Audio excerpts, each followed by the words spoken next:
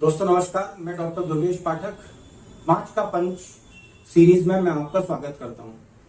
दोस्तों आज का जो मैं पांच का पंच आपको दे रहा हूं वो दे रहा हूं फीवर के ऊपर।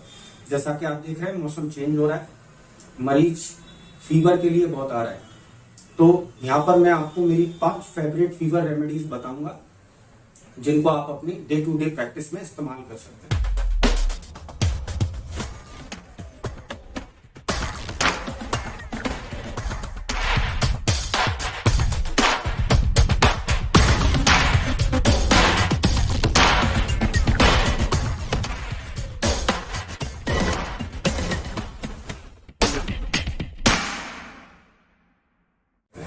दोस्तों मेरी पहली मेडिसिन है ब्रायोनिया।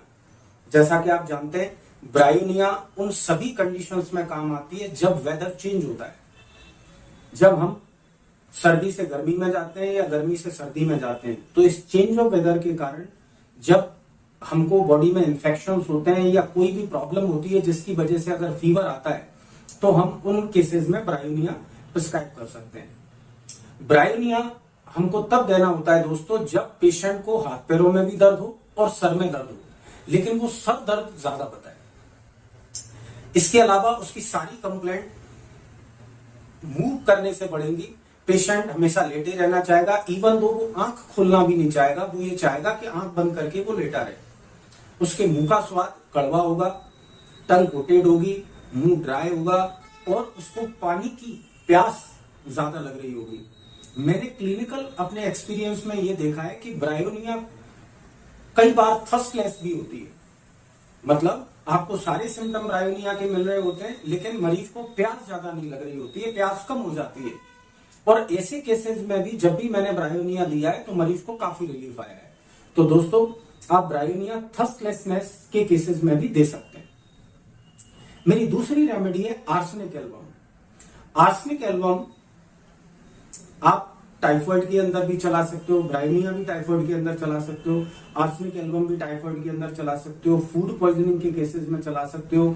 आप upper and lower respiratory tract infections में जब फीवर आता है वहां भी आप आर्सेनिक दे सकते हैं, लेकिन आर्सेनिक के सिम्टम मिलना चाहिए। आर्सेनिक के सिम्टम्स क्या होते हैं? आर्सेनिक एक्यूट फीवर के अंदर थर्स्टी हो जाता है,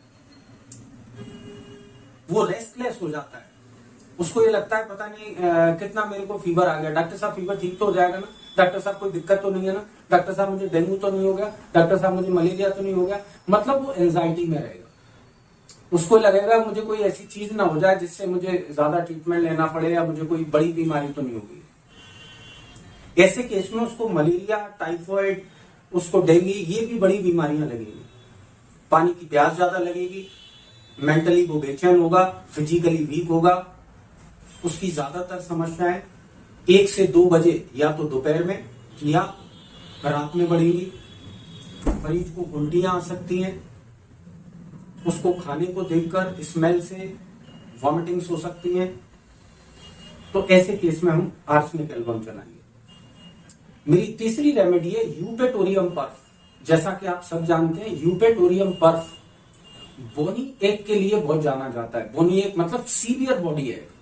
तो जब आपके हाथ पैरों में भी दर्द हो, आपके सर में भी दर्द हो, लेकिन पेशेंट बॉडी एक ज्यादा बताए इन कंपैरिजन टू हेडेक, जब हेडेक ज्यादा बताए इन कंपैरिजन टू बॉडी एक तो ब्रायोनिया, जब बॉडी एक ज्यादा बताए इन कंपैरिजन टू हेडेक तो यूपेटोरियम पर्फ देंगे।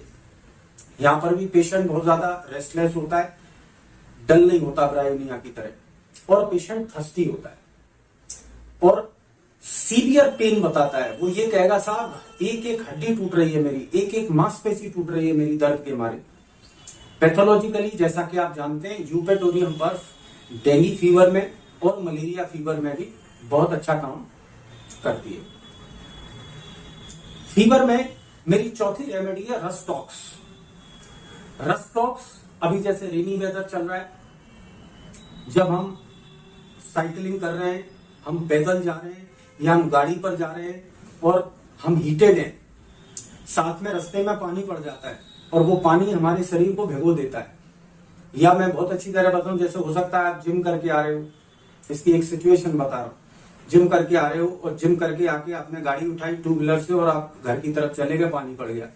अब आपकी बॉडी हीटेड थी जिम के कारण, ऊपर से पानी पड़ गया, तो यहाँ पर जो सप्रेशन हुआ बॉडी हीट का, उसकी वजह से आपको रस्टॉक्स का फीवर आ सकता है। इस केस में पेशेंट को अगेन बहुत ज्यादा बॉडी एक होगा, हेडेक होगा, लेकिन ऐसे केस में उसका बॉडी एक और हेडेक मूव करने से एम्यूरेट होगा। उसको ऐसा लगेगा कि अगर मैं लेट गया तो दर्द, मर जाऊंगा मैं, खूब सारे दर्द हो रहे हैं। मतलब वो आराम करता रहेगा तो उसको बेचैनी बनी रहेगी, उसको दर्द बना रहेगा, और अगर वो चलता फिरता रहेगा तो उसको आराम रहेगा। ऐसे केस में मरीज ये कह सकता है कि साहब मुझे सुबह के टाइम फीवर ज्यादा फील होता है, पर एक बार मैं काम में लग जाऊं तो काम हो जाता है। तो ऐसे व्यक्ति को हम रस्टॉक्स दे सकते हैं। साथ में अगर उसको इरेप्शंस भी आते हैं, जैसे चिकन पॉक्स का फीवर, टाइफाइड का फीवर या डेंगू का फीवर, जिन बुखारों में आपके शरीर पर दाने आते हैं, ऐसे केसेस में भी हम रस्टॉक्स का इस्तेमाल कर सकते हैं। मेरी फिफ्थ रेमेडी है बेलाडोना। बेलाडोना बहुत कॉमन रेमेडी है होम्योपैथी में, सब जानते हैं।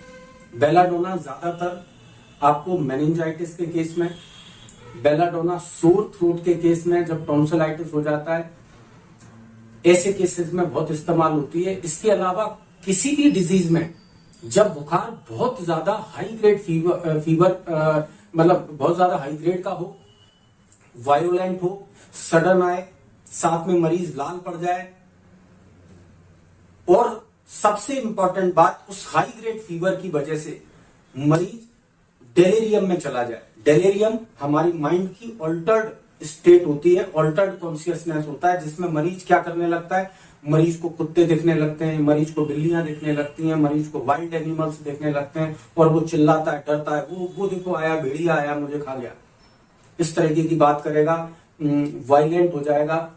अगर ऐसी कंडीशन आप देखते हैं तो आप बेलाडोना प्रिस्क्राइब कर सकते हैं। बेलाडोना का पेशेंट फीवर के दौरान थर्स्टलेस होता है। इसके अलावा ये भी इरेप्टिव फीवर में इस्तेमाल करी जा सकती है, जब बुखार के कारण आपके शरीर पर दाने आए, और ये दाने कैसे होंगे, रेडिश कलर के होंगे। तो ऐसे केस में हम बेलाडोना का इस्तेमाल कर सकते हैं। तो दोस्तों ये थी मेरी 5 रेमेडीज।